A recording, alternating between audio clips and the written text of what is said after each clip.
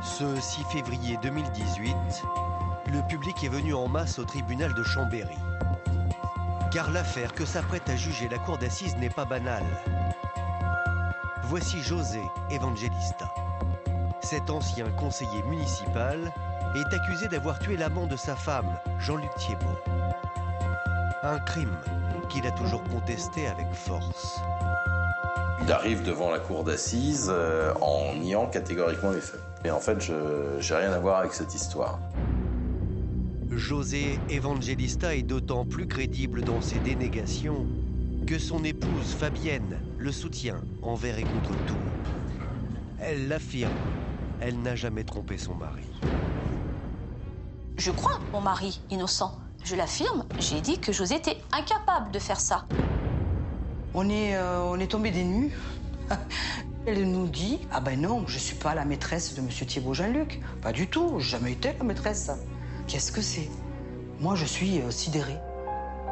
Alors, qui dit vrai? Et pourquoi Jean-Luc Thiébaut aurait-il été sauvagement assassiné? C'est un vaudeville sentimental à peine croyable que nous allons vous raconter ce soir. L'histoire de deux amis éperdument amoureux de la même femme. Jean-Luc m'a regardé en face et il m'a dit « Voilà, j'ai couché avec Fabienne. On couche ensemble. » Je le considère comme un ami. Il me disait « Tu me dis pas que tu m'aimes, hein. » Je dis « Je peux pas te le dire parce que je ne t'aime pas. » Il y a eu une histoire entre eux. Elle continue cette relation, et puis elle continue pas pendant un mois ou deux. Elle continue pendant 20 ans. José, il menace très clairement de lui faire la peau, de tuer mon père. José, il a peut-être un mobile, mais il n'a pas d'arme. Il n'y a rien dans le dossier qui montre que José est coupable. Rien. Il est jaloux, mais elle continue de jouer avec les deux. Un coup c'est un coup j'aime l'autre. C'est un jeu dangereux, hein.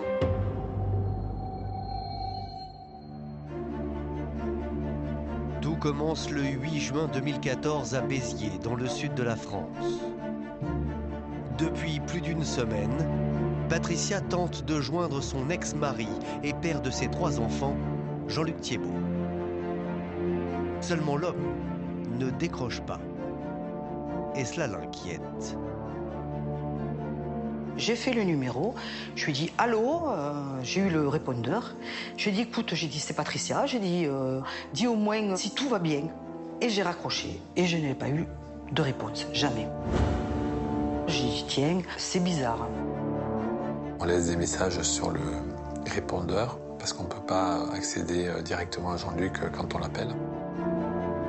Mais la boîte est pleine. Jean-Luc Thiébaut ne répond pas au téléphone, mais il y a plus troublant encore. Le charpentier, qui vit à plus de 500 km de là, à La Tour en Haute-Savoie, a littéralement abandonné son travail. Et cela ne lui ressemble pas. Il ne va plus à son chantier où il est en train de travailler. On se dit qu'il a pu peut-être partir quelques jours en vacances, mais ça ne lui ressemble pas. Il aurait été parfaitement en état de prendre le téléphone, de décaler ses rendez-vous professionnels, de reporter donc des chantiers. Rien du tout. Jean-Luc est quand même quelqu'un de bosseur qui ne part pas comme ça si un chantier n'est pas fini ou sans rien dire. C'est totalement anormal. Donc il y a forcément quelque chose de grave qui s'est passé. Il y a quelque chose qui ne va pas. Donc à partir de ce moment-là, j'ai appelé la gendarmerie. Alertés, les gendarmes se rendent au domicile de Jean-Luc Thiébaut. Et d'emblée, tout porte à croire que le charpentier est bien parti. Jean-Luc n'est pas là. Il manquait un véhicule aussi. Il manquait la BM. Seulement, à y regarder de plus près, il semblerait que Jean-Luc ait quitté son domicile de manière précipitée. Le calendrier est arrêté à la date du 27. Le frigo est plein. Les valises sont là. Il n'y a pas de vêtements qui manquent. Plus intriguant, on trouve une bouteille de vin qui est brisée. Les plats cuisinés qui sont laissés comme tels sur la cuisinière et qui commencent à pourrir. S'il s'était absenté dans des conditions ou des circonstances normales, il aurait nettoyé avant de partir. Alors, Jean-Luc Thiébaut serait-il parti contre son gré? Une chose est sûre, le soir de sa disparition, alors qu'il était au téléphone, l'homme a reçu une étrange visite. Le 27 au soir, ma tante appelle mon père à 20h22. Et à ce moment-là, elle entend le carillon sonner de la porte d'entrée. Et Jean-Luc lui a dit, écoute, ça sonne, je te laisse, je te rappelle plus tard. À partir de ce moment-là, on n'a plus aucune nouvelle. On s'imagine donc qu'il est en difficulté, qu'il est probablement séquestré. On se pose mille questions en fait. Et en se disant, mais pourvu qu'il soit vivant, pourvu qu'on le retrouve, pourvu que je le revoie, quoi. Aussitôt, une enquête pour disparition inquiétante est ouverte. Elle est confiée à la brigade de recherche de Bonneville, près de Chambéry. Les gendarmes sont perplexes, d'autant que Jean-Luc Thiébaut est une force de la nature qui ne serait pas du genre à se laisser faire. En effet, à 51 ans, grâce à son expérience dans le bâtiment, Jean-Luc Thiébaut s'est forgé un physique et un mental d'acier. Jean-Luc Thiébaut est une montagne de muscles. Il est charpentier, donc il passe sa vie sur les toits, à porter des choses lourdes, donc il est costaud. Étant lui-même propriétaire d'une Harley-Davidson, il fait partie d'un club de bikers. C'est un type solide, c'est un type qui a peur de rien. Il avait un caractère très fort, voilà. Il affrontait tout.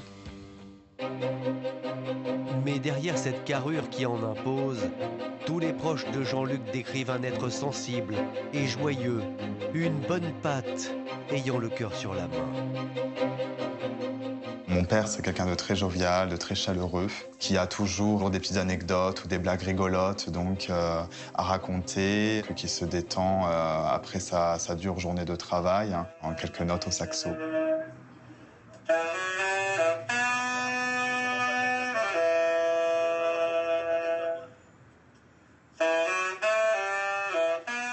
Il est assez bon vivant. Il aime faire pas mal la fête. Il est assez généreux dans la vie de tous les jours avec tout le monde. C'est un gros nounours, il rend tout le temps service à ses potes, aux membres de sa famille, enfin c'est un gentil. En s'intéressant à sa vie amoureuse, les gendarmes vont découvrir que quelqu'un semblait en vouloir à mort au charpentier. Ce sont ses proches qui le disent. Entendu, l'ex-femme de la victime va faire des révélations fracassantes.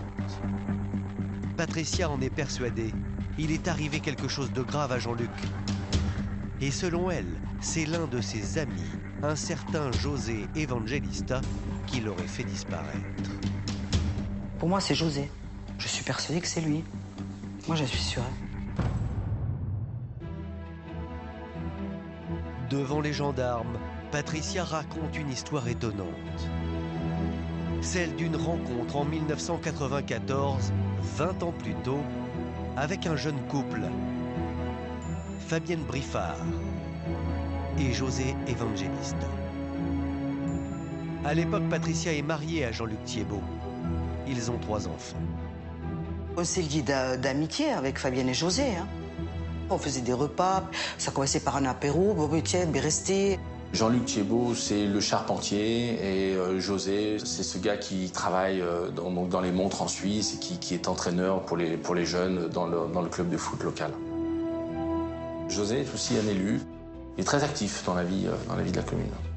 C'est vrai que c'est comme ça qu'on se connaît, et c'est vrai qu'on se fréquente, on est amis. Il y a eu des soirées dans le village, donc Fabienne et José venaient avec nous, avec moi et Jean-Luc. Et on dansait, on s'amusait, voilà. Seulement pendant 1 an, au fil des rencontres, entre Jean-Luc Thiébaut et Fabienne Briffard, se serait dessiné beaucoup plus qu'une simple histoire d'amitié. L'épouse du charpentier va le remarquer. On voyait qu'il était en admiration devant Fabienne. D'ailleurs, quand il en parlait, il la trouvait très belle, intelligente. Il me disait, oui, mais Fabienne, tu as vu comme elle est bien, elle a un bon boulot, elle parle très bien. Pour moi, mon ressenti, Jean-Luc est très amoureux de Fabienne. Elle lui plaisait énormément. Il y a eu un coup de cœur, il y a eu quelque chose. Je la trouvais quand même provocante et sexy. Moi, en tant que femme, j'observe. Je vois le manège, je vois le rapprochement, je vois les rigolades, se toucher la main sur les épaules, ou elle, une fois, sa main sur son genou. Est-ce qu'elle joue? Est-ce qu'elle aguiche? Là, j'ai commencé à prendre les choses beaucoup plus au sérieux, oui. Patricia commence à se poser sévèrement des questions sur son mari et ses soupçons vont se confirmer. Et il est arrivé un jour, on n'était que tous les deux ce jour-là. Il m'a regardé en face et il m'a dit, voilà, j'ai couché avec Fabienne. On couche ensemble. J'étais à table. Hein. Voilà, je crois que j'aurais pris une gifle, j'aurais préféré à la limite. Anéantie, Patricia aurait alors décidé de prévenir José Evangelista qui lui aussi ignore que Fabienne le trompe avec Jean-Luc. J'ai dit, écoute, je vais te le dire. Hein. Jean-Luc vient de me dire qu'il avait couché avec ta femme. J'ai dit, couche avec ta femme. Il a eu une réaction, il a fait... Il dit, mais qu'est-ce que tu dis? C'est pas possible. J'ai dit, je te dis que oui, il vient de me le dire là. Je te le dis comme il vient de me le dire. Hein. José le prend également très mal. Donc, il y a une espèce de confrontation à quatre qui est plutôt tendue, hein, un peu plutôt houleuse. On en a discuté. Fabienne, bien entendu. Ah, mais je m'excuse, c'est une erreur, j'aurais pas dû faire ça. José lui a dit, voilà, vous avez fait une erreur, j'espère que ça se reproduira pas. Jean-Luc a dit, mais non, t'inquiète pas. Patricia et José décident de pardonner à leurs conjoints respectifs.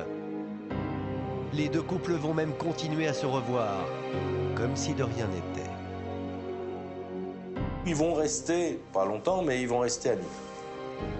La famille Thiébaut sera d'ailleurs présente au mariage de monsieur Martha Evangelista et de son épouse. Et chose incroyable, c'est à cette occasion que Patricia va par hasard comprendre que son mari n'a pas du tout renoncé à Fabienne. Pendant le mariage, il y a l'épisode de la jarretière. Jarretière mise aux enchères, hein, comme un mariage traditionnel, mariage classique. On met 10 euros, on met 5 euros, allez dans la jarretière. Et c'est à mesure que les enchères montent et celui qui met le plus d'argent récupère cette fameuse jarretière. La jarretière commence et Jean-Luc, mon mari, la voulait à tout prix. Il m'a dit, je veux la jarretière. Je lui ai regardé, je lui ai dit, non mais attends, je lui ai dit, tu te rends compte de ce que tu fais là? Je lui ai dit, c'est le mariage de Fabienne et José. Oh, stop, arrête, ça suffit. Et allez, il dit, je la veux, je l'aurai cette jarretière. Et c'est Jean-Luc qui est allé chercher la jarretière. Et qui lui a levé avec les dents. Devant tout le monde. J'étais scandalisée, détruite. Et j'ai très bien compris que ça serait pas, c'était pas fini. Totalement écœurée, Patricia choisit de se séparer du père de ses enfants. La liaison entre Jean-Luc Thiébaut et Fabienne Evangelista, désormais mariés, aurait pu en rester là. Mais d'après l'entourage de Jean-Luc, elle se serait prolongée au fil des ans, avec des ruptures et des retrouvailles. Jean-Luc n'a jamais cessé d'être en contact avec Fabienne Evangelista. Ils se sont fréquentés, redéfréquentés, ils se sont vus et revus. C'est un peu un amour qui plane sur ces deux personnes. D'ailleurs, pour les proches de Jean-Luc, en 2014, l'année de sa disparition, le charpentier entretenait toujours une liaison illégitime avec Fabienne. On sait donc que Jean-Luc, depuis le début de l'année, entretient à nouveau une relation avec Fabienne Evangelista. il l'a présentée à ses enfants.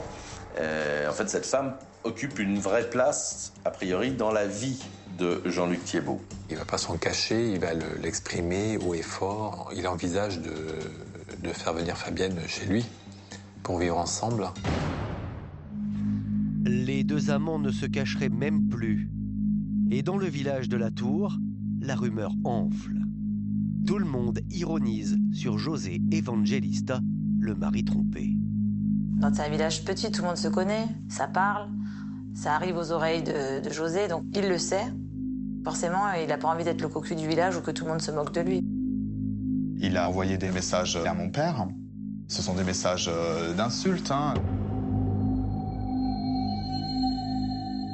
Comme quoi que c'est un con, un fils de pute, que c'est un enfoiré, enfin voilà, des mots très durs, hein. Et forcément, ces derniers temps, le mari trompé semblait bien décidé à en découdre. Il revendique qu'il avait la ferme intention donc de lui faire la peau, de tuer mon père. Alors, José Evangelista aurait-il mis ses menaces à exécution? Aurait-il tué Jean-Luc Thiébaut, celui qui lui aurait volé son épouse? L'hypothèse est séduisante. Mais interrogés par les gendarmes, Fabienne et José Evangelista vont raconter une toute autre histoire.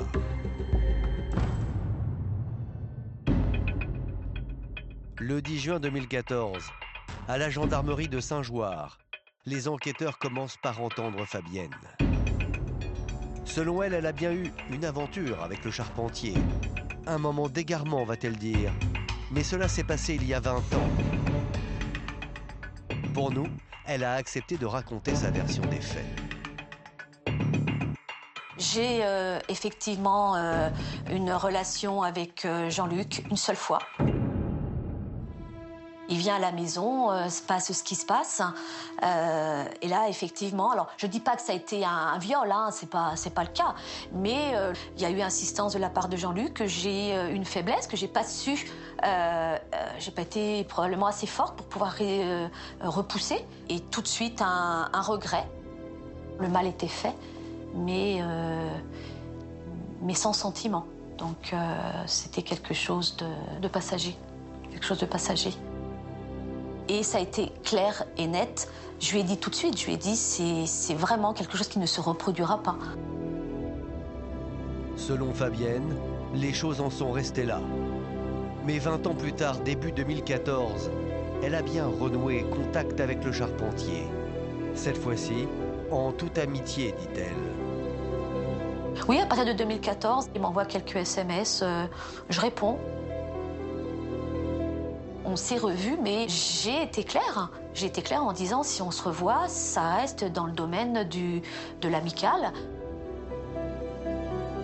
Pour moi, c'était une erreur, peut-être pas pour lui, mais voilà, j'ai jamais promis de continuer une relation. Selon Fabienne, Jean-Luc Thiébaut se serait donc pendant des années bercé d'illusions. Fabienne a beaucoup de mal à freiner, à lui faire comprendre qu'elle n'est pas sur ce registre-là. Alors après, qu'il espère, hein, je pouvais malheureusement rien y faire. Il n'a jamais été question qu'on fasse notre vie ensemble. Jamais, jamais, jamais. L'épouse de José est formelle. Son mari n'aurait donc aucune raison de faire du mal à Jean-Luc. Et là, je l'affirme, j'ai dit que José était incapable de faire ça.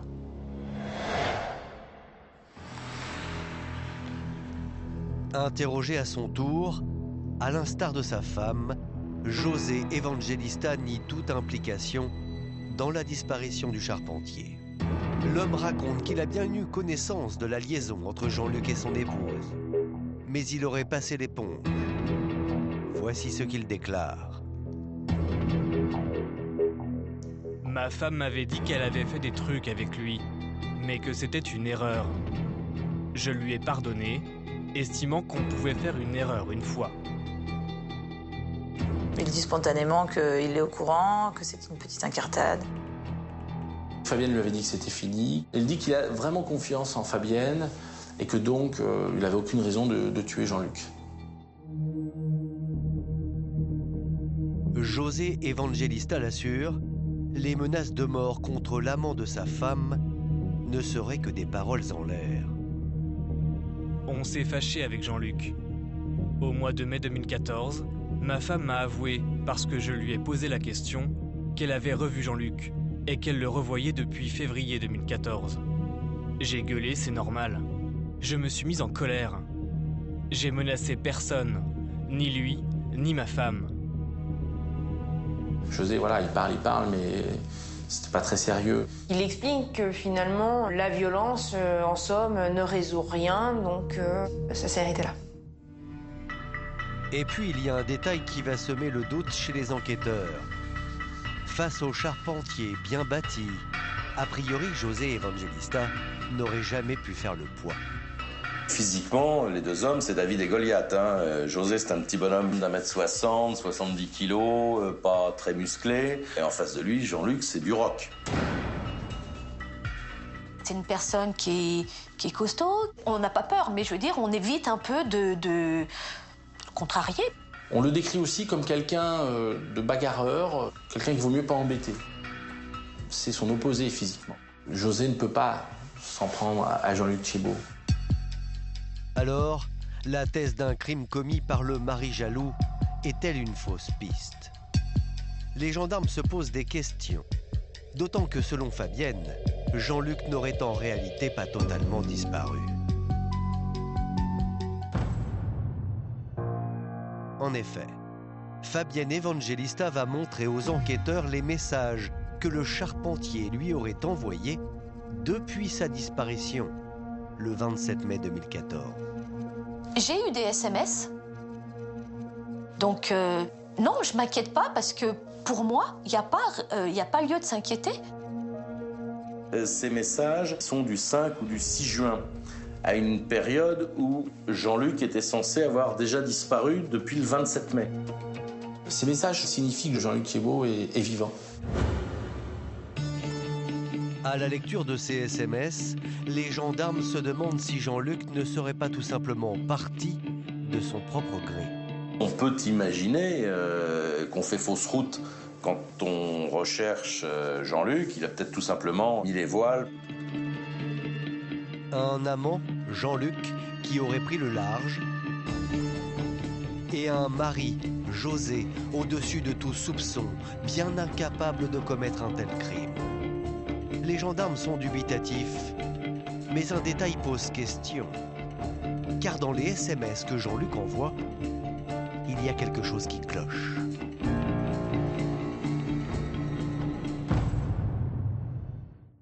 Depuis le 27 mai 2014, les proches de Jean-Luc, eux aussi, reçoivent des textos. Mais ces messages, censés les rassurer, vont avoir l'effet inverse.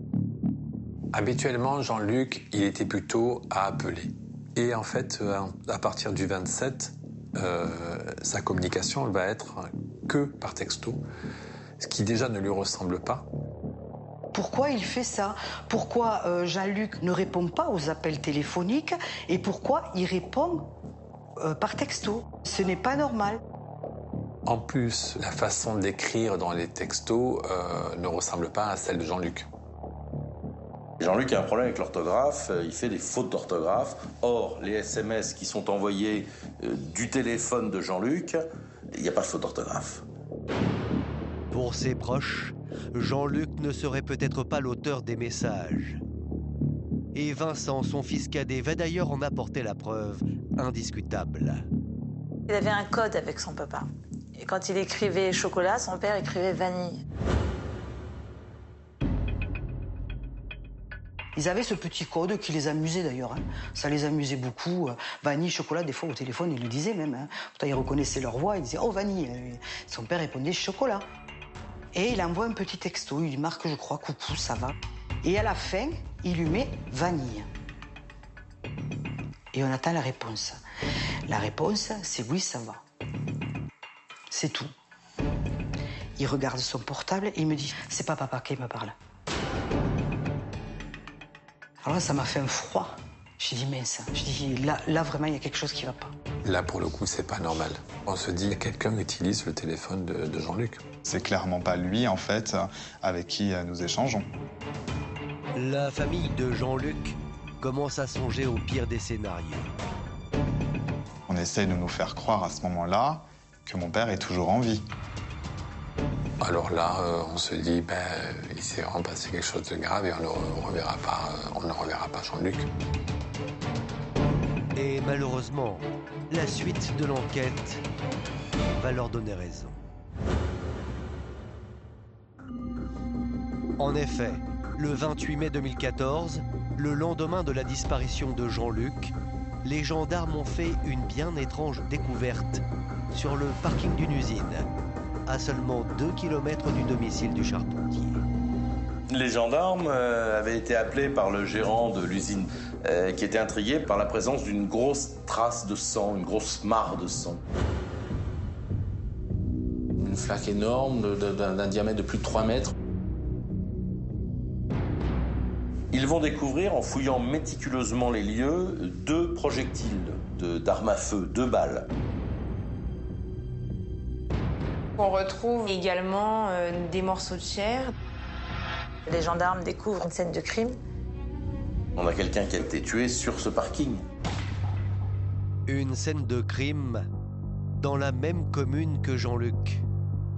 Forcément, les enquêteurs ne peuvent s'empêcher de faire le lien avec la disparition du charpentier. Il reste un petit peu de sang sur ces ogives et ce sang va être analysé. On va faire des comparaisons ADN. L'ADN va correspondre à Jean-Luc Thiébaut. On sait que Jean-Luc Thiébaut est mort à ce moment-là. Et ce n'est pas tout. Les gendarmes vont retrouver la BMW de Jean-Luc, abandonnée près de Genève, en Suisse, à une 30aine de kilomètres de son domicile. On pourra identifier le véhicule grâce à la vignette de l'assurance. Il appartient à Jean-Luc. Cette voiture est dans un parking d'une résidence. Elle n'a plus de plaque. Les clés sont encore sur le contact. Il y a du sang sur les pédales. Du sang dans le coffre. Ce sang est analysé. Il est encore une fois le sang de Jean-Luc Thiébaut. De toute évidence, le charpentier a été assassiné. Et un premier scénario s'impose. On sait qu'il a été abattu de 2 balles. Ensuite, il a été emmené je ne sais où et on a été cacher sa voiture en Suisse. Mais il n'y a pas de cadavre, le corps a disparu. Aussitôt, les gendarmes annoncent à la famille de Jean-Luc que très vraisemblablement, il aurait été sauvagement exécuté. Ils m'ont dit, écoutez, on cherche plus Jean-Luc vivant, on cherche le corps de Jean-Luc. Alors ça m'a fait... Là, c'était pareil, j'étais au travail, je me suis assise. Je lui ai dit, mais pourquoi vous dites ça? Je lui ai dit, mais pourquoi vous dites ça? Pourquoi vous cherchez un corps? Et ils m'ont dit, mais non, la voiture, je suis désolée, elle est pleine de sang. Pour nous, il s'est passé quelque chose, Jean-Luc est mort. Je pense que c'est à ce moment-là où j'ai bien compris, en effet, qu'il ne fallait plus rechercher mon père, mais rechercher un cadavre. On ne mérite pas de finir comme ça, quoi. Alors quand c'est son frère en plus, c'est insoutenable, quoi. On a juste envie de pleurer le frère ou le père qu'on a perdu, quoi. Donc c'est super compliqué, ouais.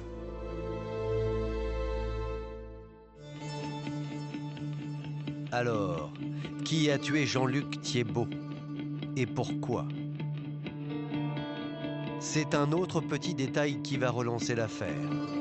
Car la BMW du charpentier n'a pas été abandonnée n'importe où. Le véhicule de monsieur Thiébaut va donc être découvert en Suisse sur un parking. Et qui travaille en Suisse à 800 mètres de ce parking, c'est monsieur Evangelista. Incroyable, José Evangelista, le mari trompé, aurait-il menti depuis le début?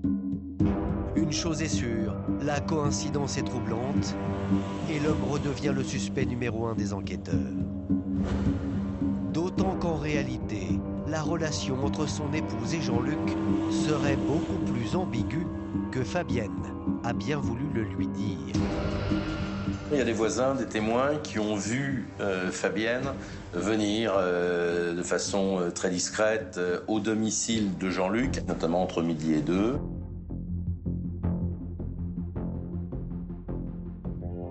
Elle continue cette relation, et puis elle ne continue pas pendant 1 mois ou 2, elle continue pendant 20 ans. Fabienne a joué sur les 2 tableaux. Elle continue dans ce petit jeu, dans cette relation, de jouer avec les 2. Un coup c'est un coup j'aime l'autre. C'est un jeu dangereux, hein. Selon les proches de Jean-Luc, la liaison extra-conjugale ne se serait donc jamais arrêtée.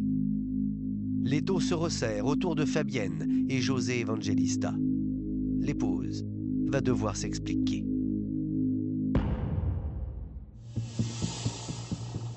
Réentendue par les hommes de la section de recherche, Fabienne va admettre qu'après 20 ans de vie commune, son mariage avec José avait pris du plomb dans l'aile.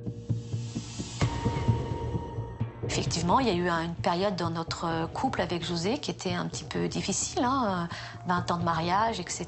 Donc on s'éloigne un petit peu, dans le sens où il est très investi dans sa mission de coach de foot. Donc du coup, il est peu présent à la maison. Et c'est quelque chose que j'ai un peu de mal à accepter. Se sentant délaissée, Fabienne reconnaît s'être ainsi rapprochée de Jean-Luc. Sans pour autant, dit-elle aujourd'hui, avoir franchi la ligne jaune. Elle est malheureuse dans sa vie de couple. Elle va chercher, oui, un petit peu de bonheur avec Jean-Luc. Je me suis confiée un peu plus à Jean-Luc, dans le sens où je lui disais effectivement, c'est pas toujours facile. C'était plus une épaule, un soutien. Seulement loin d'être dupe, son mari José serait devenu incontrôlable. José va jusqu'à espionner sa femme, il fouille dans son téléphone, il fouille dans son ordinateur, il vérifie ses mails, il vérifie les dossiers, les photos. Il va même jusqu'à fouiller dans la bannette de linge sale pour voir un peu au niveau des dessous de sa femme, voir un petit peu ce qu'il en est. Il me demandait en disant « Est-ce que tu vois Jean-Luc? Est-ce qu'il y a une relation avec Jean-Luc ?» Donc moi, je répondais « Non ». C'est une jalousie mal placée puisque y a rien. Fabienne n'en démord pas. Elle n'a jamais été la maîtresse de Jean-Luc. J'y vais pour déjeuner le midi. J'ai jamais passé une nuit là-bas, une soirée là-bas. Beaucoup de personnes ont dit que j'avais une relation qui a duré 20 ans, mais pas du tout. Mais alors, je ne peux pas le jurer sur la tête de mes enfants parce que, voilà, mais vraiment, c'est quelque chose qui n'est pas vrai du tout. Seulement, selon l'entourage de Jean-Luc, la relation entre les 2 prétendus amis serait au contraire beaucoup plus intime que Fabienne ne le dit. Elle est en possession des clés du domicile de M. Thiébaut. Jean-Luc a laissé les clés de sa maison à Fabienne et elle peut s'y rendre. Quand elle arrive chez lui, elle a ses petits chaussons. Elle dispose de tout son petit nécessaire de toilette, tel que brosse à dents, donc robe de chambre, chemise de nuit et pantoufles, donc au domicile de mon père. Et puis les proches de Jean-Luc vont raconter une scène hallucinante aux gendarmes. 1 mois avant la disparition du charpentier, José, le mari, aurait pris les 2 amants en flagrant délit.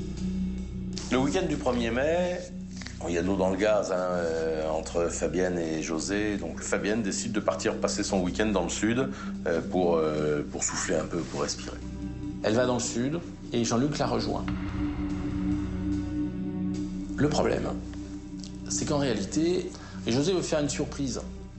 Il va aller lui aussi dans le sud. Donc il prend sa voiture et il descend rejoindre Fabienne. Et lorsqu'il arrive sur place, il découvre que l'amant est là, que Jean-Luc est là. Et quand il est arrivé, José a vu Jean-Luc présent. Il s'est énervé. Il a dit « Ouais, qu'est-ce qu'il fait là? Il a rien à faire ici.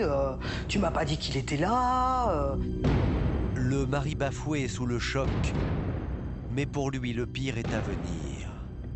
Il a demandé à Fabienne, à sa femme, de choisir. Il lui a demandé « Écoute, puisque c'est comme ça, ou c'est Jean-Luc qui s'en va, ou c'est moi qui pars. » Et Fabienne lui a répondu « Jean-Luc reste, c'est toi qui pars. » Alors qu'il est sur le point d'exploser, elle le fout à la porte.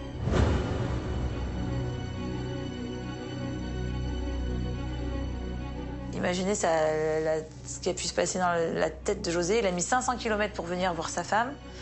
Elle lui dit « Tu peux pas rester, tu dois repartir. » Et il refait les 500 km retour. Et là, c'était la première fois que devant tout le monde, elle tranche en disant « Toi, tu restes et toi, tu pars. » Et elle a choisi l'amant. Elle a choisi Jean-Luc. Humilié et évincé, le mari aurait-il voulu se venger? Quelqu'un qui se prend un missile comme ça, un affront, avec l'amant qui reste et moi je m'en vais, forcément, à sa place, il a dû cogiter et se passer plein de choses dans sa tête. On peut imaginer que c'est le moment de la bascule, hein. C'est le moment où il comprend qu'il a perdu sa femme.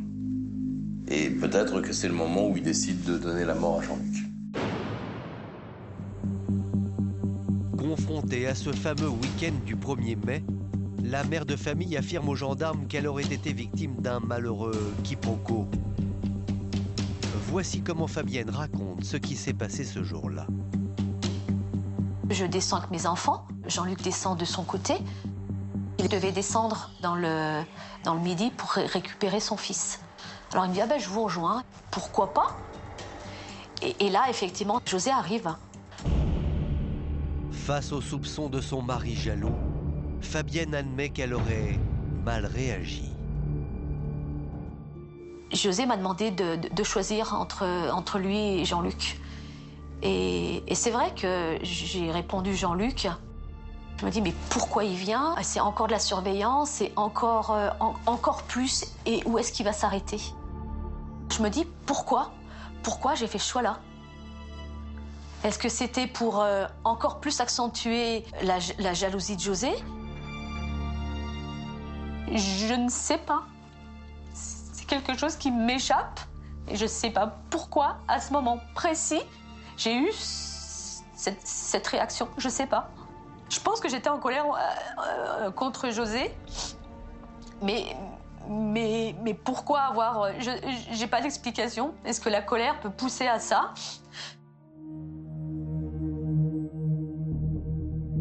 Je lui ai toujours dit que je regrettais sincèrement ce qui s'était passé et que c'était lui avec qui j'envisageais de poursuivre ma vie, que je l'aimais parce que c'est le cas et que j'avais pas de sentiment pour Jean-Luc. Donc il m'a dit, écoute, on est mariés pour le meilleur et pour le pire, et donc il n'y a pas de raison que ça reparte pas. Seulement voilà, pour les enquêteurs, l'histoire que raconte Fabienne ne tiendrait pas la route. On sait qu'on a retrouvé une robe de chambre, des pantoufles qui lui appartenaient au domicile de Jean-Luc et elle est interrogée sur ce point. Devant notre caméra, voici comment Fabienne justifie la présence de ses effets personnels au domicile de Jean-Luc, son amant.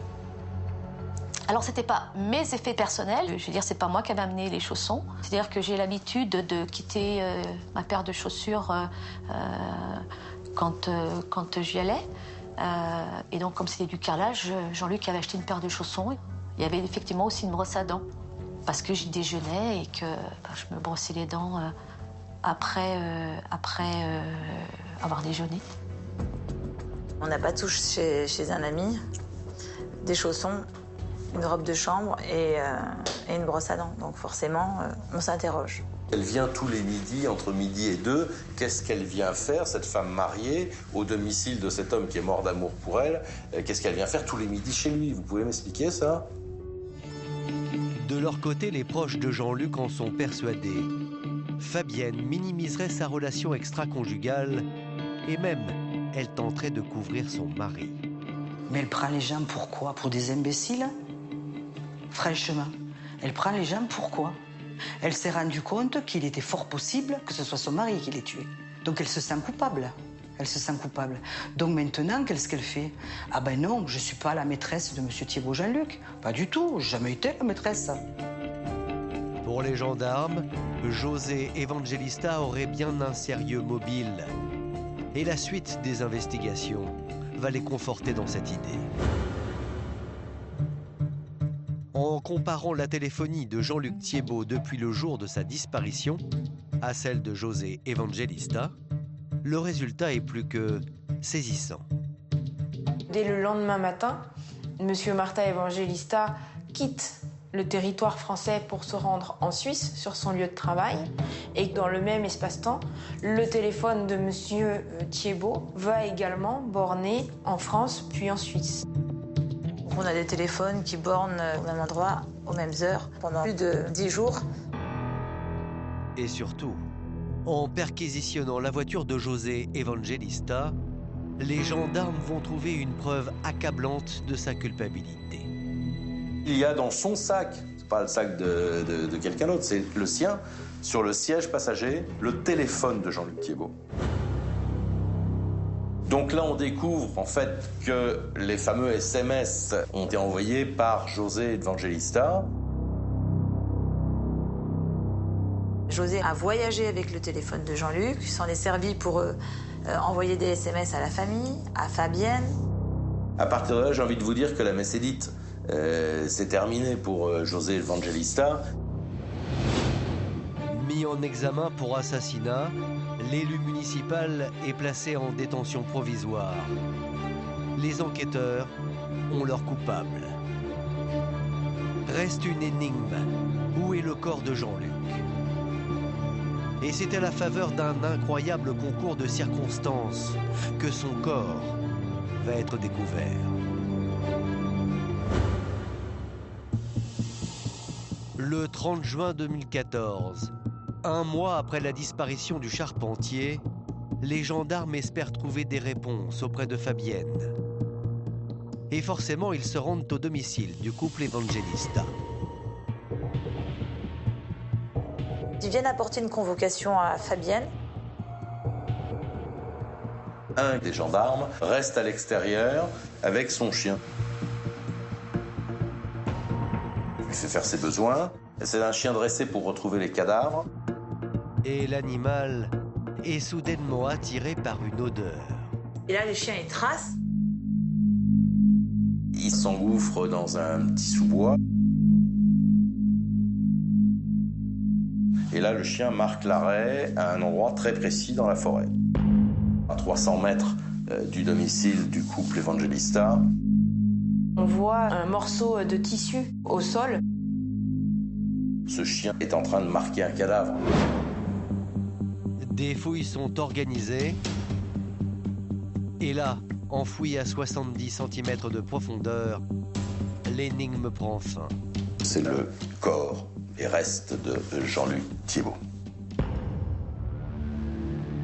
L'expertise du légiste permettra de mettre en évidence qu'il a été tué par balle et qu'il a reçu donc 2 balles, l'une dans la tête et l'autre qui va traverser le thorax de part en part, de droite à gauche. Immédiatement, les enquêteurs font un rapprochement. L'endroit où la victime a été enterrée n'est pas un hasard. On se trouve à environ 300 mètres du domicile des époux Martin Evangelista. Donc ça, c'est aussi une charge qui va être accablante pour lui.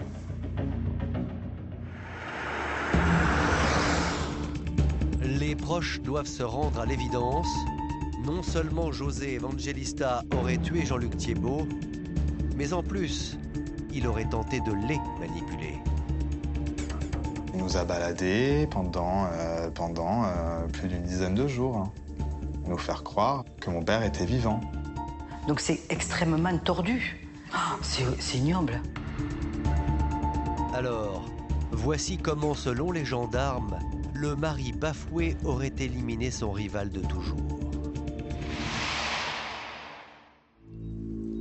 La Tour, le 27 mai 2014.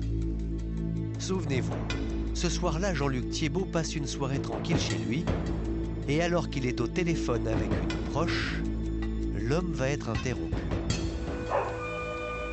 Alors qu'ils étaient en train de discuter, à un moment, Jean-Luc lui a dit « Écoute, on sonne à la porte, je te laisse, j'ai de la visite. » Pour les gendarmes, c'est José qui va sonner au domicile de Jean-Luc Thiébaut.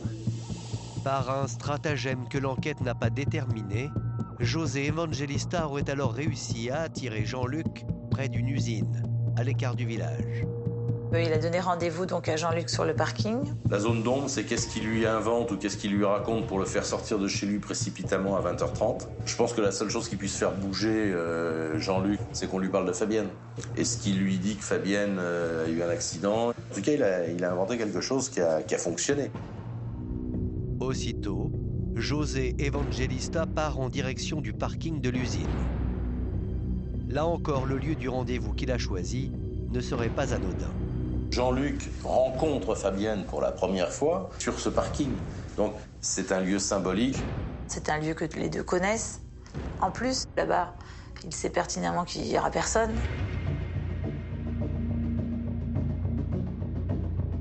Il laisse sa voiture dans le coin et il va sur le parking. C'est là qu'a eu lieu le meurtre de Jean-Luc Thiébaut. Quelques minutes plus tard, la berline du charpentier aurait fait son apparition. Jean-Luc Thiébaut ne le sait pas encore, mais il vient de tomber dans un piège qui va lui être fatal. Lorsqu'il arrive sur place, il reçoit une première balle, puis une deuxième balle. Jean-Luc n'a même pas pu discuter puisqu'il s'est pris tout de suite 2 balles. L'explication a été courte. Le corps de Jean-Luc Thiébaut gît dans une mare de sang. Reste maintenant à faire disparaître son cadavre. Très vraisemblablement, José met le corps dans le coffre de la BMW de Jean-Luc. Prend la BMW, il y a le corps à l'intérieur. Et se rend à côté de chez lui, dans cette petite forêt, pour enterrer le corps à 300 mètres de son domicile. Et il s'en va avec le téléphone de Jean-Luc. Le lendemain matin, vers 5 heures, José serait parti à son travail, de l'autre côté de la frontière, en Suisse, avec la BMW de sa victime. Il abandonne la voiture à quelques centaines de mètres de son lieu de travail, en Suisse. Il a pensé naïvement qu'après avoir passé la frontière suisse, on va rien retrouver. Et ce ne serait pas sa seule erreur. José aurait ensuite envoyé aux proches de Jean-Luc des messages pour faire croire à un départ volontaire, des SMS qui vont causer sa perte. En voulant le faire vivre, en utilisant son téléphone, après l'avoir tué, ça a été la plus mauvaise idée qu'il ait trouvée. Parce que ça se retourne forcément contre lui. C'est la plus belle bêtise qu'il ait faite.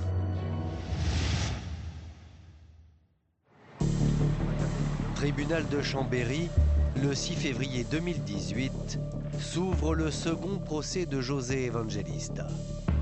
En effet, jugé 2 ans plus tôt, l'homme doit une nouvelle fois répondre de l'assassinat de Jean-Luc Thiébaut. Au premier procès, monsieur Martin Evangelista a été condamné à une peine de 20 ans de réclusion criminelle. Mécontent de ce verdict, considérant que c'était une erreur judiciaire, il frappe d'appel cette décision. Et cette fois encore, José Evangelista clame qu'il n'a pas tué son rival. Lui dit qu'il est innocent, mais c'est tout. Oui, je suis innocent et c'est pas moi qui l'ai tué. Voilà.